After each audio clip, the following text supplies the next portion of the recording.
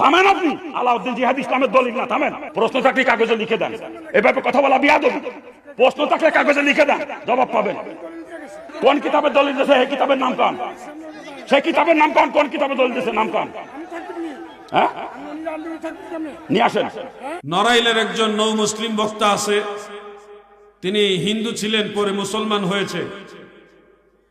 তিনি একবার এক মুন্সিগঞ্জের এক মাহফিলে গজারিয়াতে বড় গলায় বলতেছে, এই 40 জিয়াফত করা যাবে না, এটা মারেফুল কোরআনে লেখা আছে, এটা হারাম। 40 জিয়াফতের খাওয়ান খাওয়া হারাম। মারেফুল কোরআনের 35 নম্বর না 30 নম্বর পৃষ্ঠার কথা বলতেছে।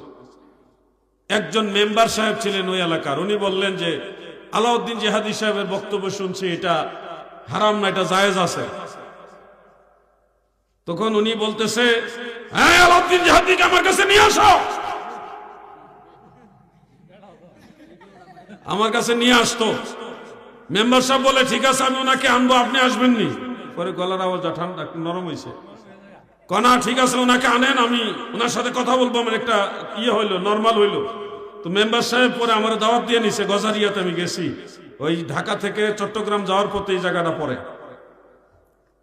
সামান্য একটু ভিতরে, মেইন রোড থেকে সামান্য একটু ভিতরে, মেঘনা সেতু পার হইয়া সামনে গিয়ে একটু বাম দিকে জায়গাটা।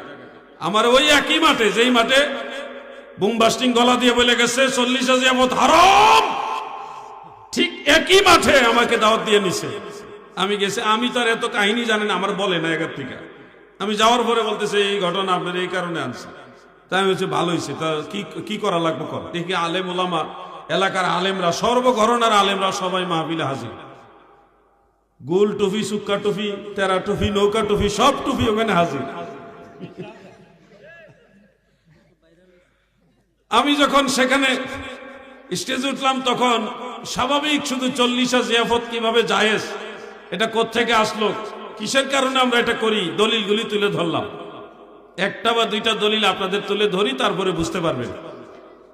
ইমাম বুখারী রহমাতুল্লাহ আলাইহির উস্তাদ ইমাম আহমদ বিন হাম্বল রহমাতুল্লাহ আলাইহি, যিনি 10 লক্ষ হাদিসের সনদ মুখস্থ জানতেন, 10 লক্ষ হাদিসের সনদ মুখস্থ জানতেন। ওনার মাজার হলো ইরাকের বাগদাদ শরীফে, আমি ওনার মাজার জিয়ারত করে আসছি।